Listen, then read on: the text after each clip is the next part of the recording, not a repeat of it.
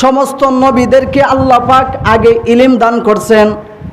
আল্লাহ সুবহানাহু ওয়া তাআলা হযরত আদম আলাইহিস সালামকে সৃষ্টি করার পরে বলছেন ওয়া আল্লামা আদামাল আসমা, আদমকে আমি দুনিয়ার শুরু থেকে শেষ পর্যন্ত যত ইলম আছে এইগুলা দান করলাম।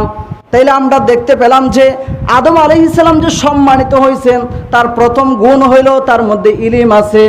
ফেরেশতাদেরকে নির্দেশ করা হয়েছে যে আদমকে সেজদা করো, বলে কেন? তার মধ্যে ইলম আছে, এই জন্য এই সম্মান দান করা হয়েছে। মুহাম্মদুর রাসূলুল্লাহ সাল্লাল্লাহু আলাইহি ওয়াসাল্লাম, যার মর্যাদার কোনো তুলনা হয় না। আল্লাহ পাক তার হাবিব সম্পর্কে বলছেন যে আউয়ালে আখেরে যত ইলম আছে সব তোমাকে দান করা হইল। এজন্য সমস্ত নবী আম্বিয়া কেরামগণ যারা এই দুনিয়াতে আসছেন তাদেরকে যে কারণে সম্মান দান করা হয়েছে তার মধ্যে একটা হইল সকলের মধ্যে কোরআন সুন্নাহর ইলম ছিল। এই ইলমের কারণে আল্লাহ পাক নবী আম্বিয়া কেরামদেরকে সম্মানিত, নবী আম্বিয়া কেরামগণ যা কিছু দিয়া গেছেন রাইখা গেছেন এইটার অনুসরণ করতে হয়। আল্লাহ রাসূল বলছেন লাম তাদিল্লু মা তামাসসাকতুম বিহিমা কিতাবাল্লাহি ওয়া সুন্নাত রাসূলি, তোমাদের কাছে দুইটা জিনিস রাইখা গেলাম, এই দুইটা জিনিসকে যদি আঁকড়িয়া ধরতে পারো কিয়ামত পর্যন্ত তোমরা ভ্রান্ত হইবা না, পথভ্রষ্ট হইবা না। আল্লাহ রাসূল জানেন নবী আম্বিয়া কেরামগণ যখন দুনিয়া থেকে যাইতেন, যাওয়ার পরে তার উম্মতেরা খারাপ কাজের মধ্যে লিপ্ত হয়ে যাইত, গুনার কাজের মধ্যে লিপ্ত হয়ে যাইত। এজন্য আল্লাহর রাসূল তার উম্মতদেরকে বিশেষ দুইটা নসিহত কইরা গেছেন যে দুইটা জিনিস যদি তোমাদের কাছে থাকে তাইলে কিয়ামত পর্যন্ত তোমরা বিপদগামী হইবা না, জাহান্নামের পথে যাইবা না। এর মধ্যে একটাই হইল আল্লাহর কোরআন। কোরআন কালামুল্লাহ, এই কিতাবের ইলম তোমাদেরকে হাসিল করতে হবে। এই কোরআনের মধ্যে আল্লাহ পাক যা কিছু করতে বলছেন তা করবা, যা কিছু নিষেধ করছেন এ থেকে বিরত থাকবা।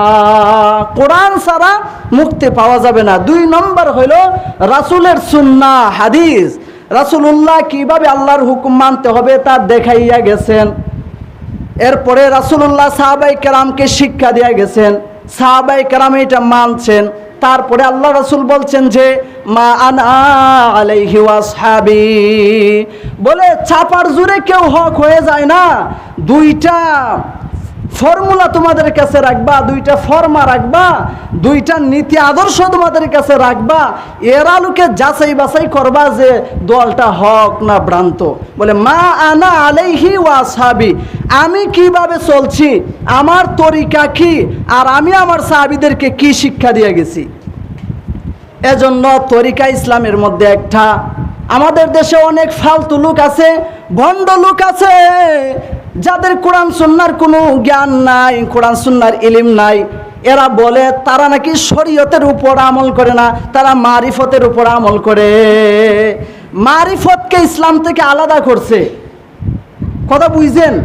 ইসলাম একমাত্র আল্লাহর কাছে মনোনীত ধর্ম, ইসলাম ছাড়া আর কোনো মুক্তির পথ নাই।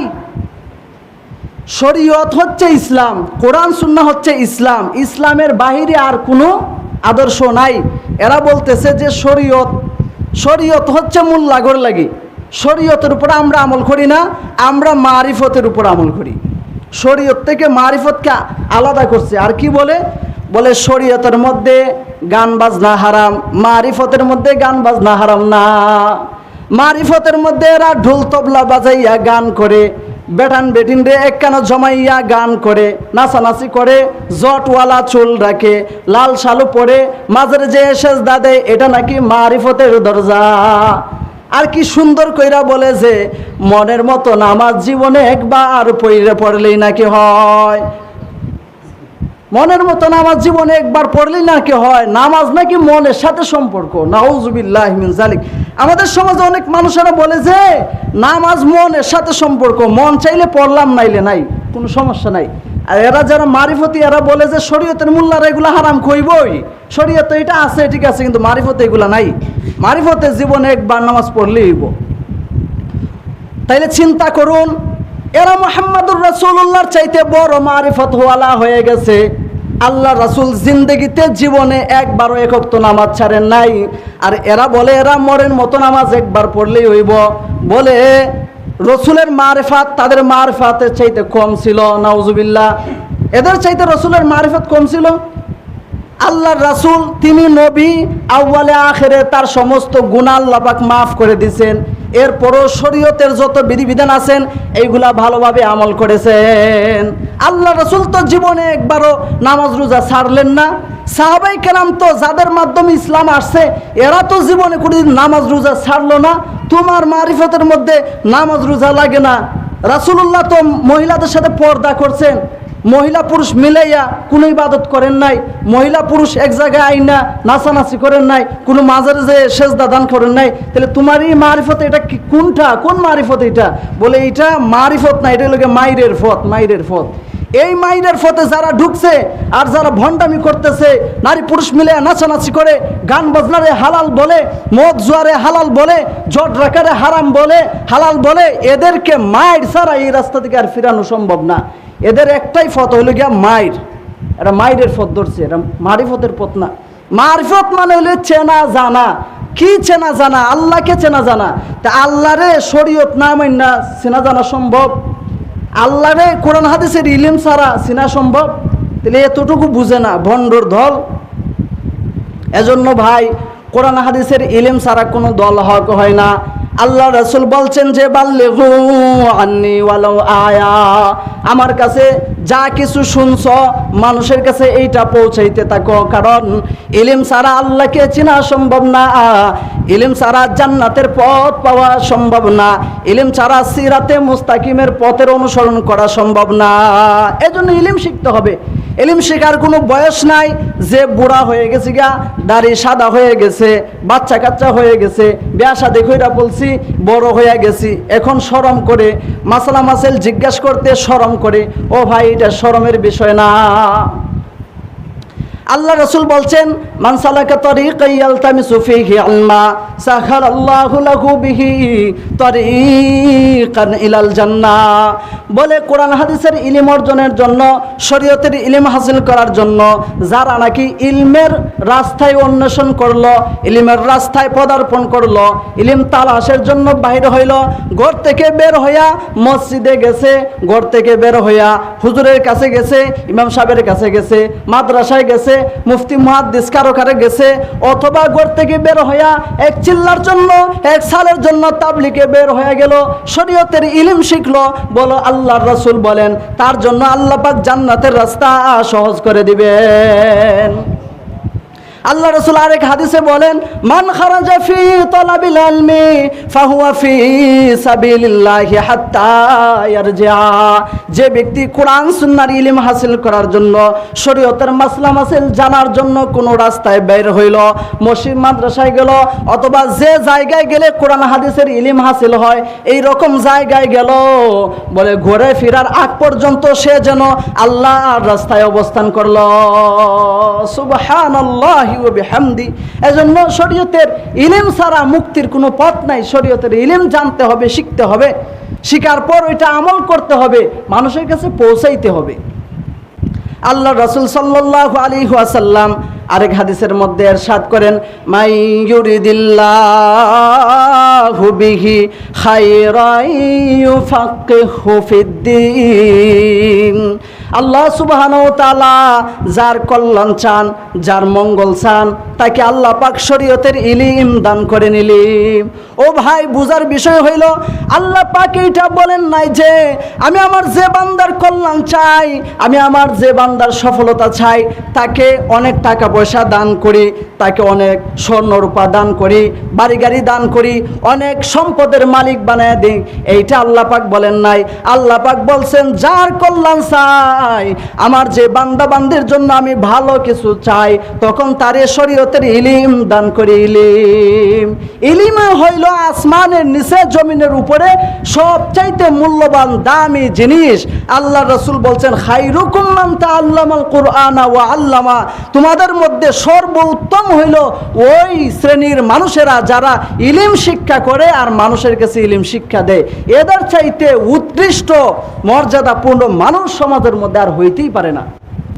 এজন্য ইলম শিক্ষা করা, উলামায়ে কেরামদেরকে আল্লাহ পাক ইলম দান করছেন, আল্লাহ পাক তাদেরকে নবুয়তের মিরাজ দান করছেন, নবীদের মিরাজ দান করছেন।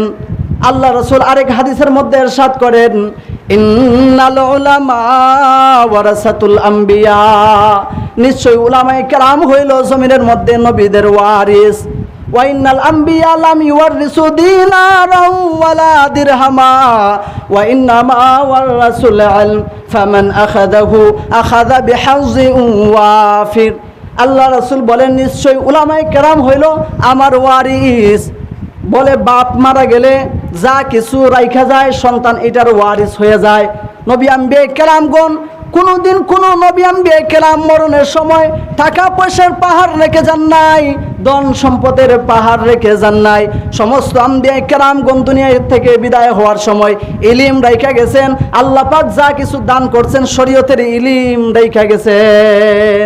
ইলিমটাই হইল নবীদের ওয়ারাসাত, মিরাস, যেটাকে উলামায়ে কেরামকে দান করা হয়েছে। যে উলামায়ে কেরাম নবীদের ওয়ারাসাত পেয়েছেন, নবীদের ওয়ারিস তারা। এজন্য নবীদের জীবনে যেই রকম দুঃখ কষ্ট আসছে উলামায়ে কেরামও এগুলার ভাগ পাইছেন। নবীরা দিন শিখছেন, মানুষের কাছে পৌঁছাইছেন। উলামায়ে কেরাম দিন শিখেন, মানুষের কাছে পৌঁছান। নবীরা দিন পৌঁছাইতে যাইয়া লজ্জিত হয়েছেন, অত্যাচারিত হয়েছেন, নির্যাতিত হয়েছেন। বলে উলামায়ে কেরামও দিন পৌঁছাইতে যাইয়া, দিনের কথা বলতে যাইয়া অনেক লজ্জার সম্মুখীন হন, নির্যাতনের শিকার হন, অনেক অত্যাচার পর্যন্ত হন। এটা হইলো ওই নবুয়তের একটা অংশ, যে আল্লাহ পাক তাদেরকে ইলম দান করছেন। ইলমের আমানত পৌঁছাইতে যাইয়া নবীরা যেইভাবে দুঃখ কষ্টের সম্মুখীন হয়েছেন, তো উলামায়ে কেরামও দুঃখ কষ্টের সম্মুখীন হওয়া লাগে। আর না হয় মিম্বরে বৈশা শুধু কবর হাসরের কথা বলো, শুধু জান্নাতের নাজ নিয়ামতের কথা বলো, যাতে মানুষেরা রাগ না করে। আমরা তো এখানে বৈশা এটা পারি না, কারণ এটা কোরআন সুন্নাহর আমানত। রাসূলুল্লাহ আমাদের কাঁধে এটা সমঝাইয়া গেছেন, এজন্য আমাদেরকে বলতে হয়, হক কথাও বলতে হয়, তিতা লাগুক মিঠা লাগুক বলতে হয়, পছন্দ হোক পছন্দ না হোক বলতে হয়, কারণ এটা দায়িত্ব। আল্লাহ রাসূল বলছেন, এই নবুয়তের মিরাজ পাওয়ার পরে, নবুয়তের দায়িত্ব পাওয়ার পরে, নবীদের ওয়ারিস হওয়ার পরে যদি সঠিকভাবে দিন না পৌঁছাও, কিয়ামতের ময়দানে আল্লাহ পাক জাহান্নামের কেসি দিয়া জিহবা খাইতে ফেলাবো। এজন্য মর্যাদা যেমন আছে, দায়িত্বের মধ্যে অবহেলা করলে শাস্তিও ওই রকম আছে। এজন্য ভাই ইলম শিক্ষা করা, আল্লাহ রাসূল আরেক হাদিসে ইরশাদ করেন, তালাবুল ইলমি ফারিদাতুন আলা কুল্লি মুসলিম। বলে প্রয়োজন পরিমাণ ইলম হাসিল করা। আমি নামাজ পড়ব, তো নামাজ কিভাবে পড়ব, নামাজের ফরজ কি, নামাজের ওয়াজিব কি, নামাজের ভিতরে তাদিলে আরকান কি, নামাজের মধ্যে খুশু খুজু কি, পাক না পাক কি, ওযুর ফরজ কয়টা, এরপরে তায়াম্মুমের ফরজ কয়টা, ওযু ভঙ্গের কারণ কি, কিভাবে রোজা রাখবো, কোন কাজ করলে রোজা ভঙ্গ হয়ে যায়, কিভাবে যাকাত দিব, কিভাবে হজ করব, কালিমা, নামাজ, রোজা, হজ, যাকাত, এগুলার প্রয়োজন পরিমাণ ইলম হাসিল করা প্রত্যেক নর নারী সবার উপরে ফরজ। আল্লাহ রাসূল সাল্লাল্লাহু আলাইহি ওয়াসাল্লাম আরেক হাদিসের মধ্যে ইরশাদ করেন, মানসু ইলান ইলমিন আলিমাহু সুম্মা কাতামাহু উলজিমা ইয়াউমাল কিয়ামাতি বিল জামিম মিন নার। তোমার কাছে শরীয়তের ইলম আছে, তোমার কাছে কোরআন সুন্নাহর ইলম আছে, তোমার কাছে একজন একটা জিনিস জানতে চাইছে, তুমি যদি গোপন করো অথবা তাকে বলো না, তাইলে তোমাকে জাহান্নামের মধ্যে উপর কইরা উল্টো কইরা নিক্ষেপ করা হবে। আল্লাহ রাসূল সাল্লাল্লাহু আলাইহি ওয়াসাল্লাম আরেক হাদিসের মধ্যে ইরশাদ করেন, মান তাআল্লামা ইলমান মিম্মা ইবতাগা বিহি ওয়াজহুল্লাহ লা ইয়াতাআল্লামুহু ইল্লা লিসিবা বিহি আরাদাম মিনাদ দুনিয়া লাম ইয়াজিদ আরফাল জান্নাতি ইয়াউমাল কিয়ামাতি ইয়ানি রিহাহা। প্রথম কথা হইল আমি ইলম শিখব, আমি আমল করব, তারপরে আল্লাহর বান্দাদের কাছে এটা পৌঁছাইব, আমল করার জন্য আরেকজনকে দাওয়াত দিব, এরপরে ইলম শিক্ষা করব। কিন্তু কিছু মানুষ আছে এরা ইলিম শিখে জ্ঞান গর্ব করার জন্য, অহংকার করার জন্য, জ্ঞান জাহির করার জন্য বড় আলেম হয়েছে, ইলিম বেশি, ফখর করে যে আমার মতো আলেম কয়জন আছে, আমার মতো আলেম এলাকায় কয়জন আছে, এই দেশে কয়জন আছে, এই অঞ্চলে কয়জন আছে, ফখর করে বলে। এই রকম যারা ফখর করার জন্য, গর্ব করার জন্য ইলিম শিক্ষা করবে, মানুষের সাথে অযথা বাক বিতণ্ডা করার জন্য, তর্ক করার জন্য মানুষেরা বড় মুনাজির বলবে, তর্কবিদ বলবে, এই রকম আল্লাহকে রাজি করার জন্য যদি না হয়, অন্য দুনিয়ার যশ খ্যাতি, দুনিয়ার মর্যাদা হাসিল করার জন্য যদি ইলম অর্জন করা হয়, তাহলে ওই বান্দাকে আল্লাহ পাক জান্নাতে দিবেন তো দূরের কথা, জান্নাতের সুগ্রাণ পর্যন্ত পাবে না। কিয়ামতের ময়দানে দেখবে যে বড় আলেম তো জাহান্নামে যাইতেছে, গোষ্ঠীর লোকেরা, দেশের লোকেরা, সমাজের লোকেরা বলবে, হায় হায় উনি তো অনেক বড় আলেম ছিল, উনার এই অবস্থা কেন? বলে ইলিম শিখছিল মানুষেরা বড় আলেম বলার জন্য, দুনিয়ার তো বলছেই, আখিরাতে যা যা পাওয়া যাবে না, জাহান্নাম দিবে আল্লাহ তাআলা। লাইসাল ইলমু বিকাসরাতির রিওয়ায়াতি ইন্নামাল ইলমু নূরু ইউকযাফু ফিল কলবি। ইলিম কিছু হাদিস মুখস্থ করার নাম নয়। যে অনেক সময় অনেক লোক আছে যারা সামান্য কিছু শিক্ষা অর্জন কইরা, বাংলা বই পড়া অথবা 1 সাল 2 সাল লাগাইয়া আইসা আমাদের সাথে একটু ভাবসাব দেখায় যে আমিও কম না, বুঝাইতে চায় এও অনেক বড় আলেম হয়ে আইছে। বলে এইরকম সামান্য কিছু বই মোতালা করা, কিছু বর্ণনা, কিছু হাদিস, কিছু অক্ষর হাসিল করার নাম ইলিম নয়। ইলিম হইল ইন্নামাল ইলমু নূরুন, এটা হলো কোরআন হাদিসের নূর, যেটা অন্তরে বিকশিত হয় এবং আমলে প্রকাশ পায়। আমল ছাড়া ওই ইলমের কোনো দাম নাই। মানা আমিলা বিমা আলিমা আওরাসাহুল্লাহু তাআলা ইলমা মা লাম ইয়ালাম। বলে আমল ছাড়া আলেম মহাপাপী জালেম, একটা কথা বলে না? বলে ইলিম তার উপরে আমল করতে হবে। যদি আমল করে ইলিম অনুযায়ী, তাইলে আল্লাহ পাক কবুল করবেন, অজানা ইলিম দান করবেন, আর না হইলে উপর কইরা উল্টো কইরা জাহান্নামে দিবে।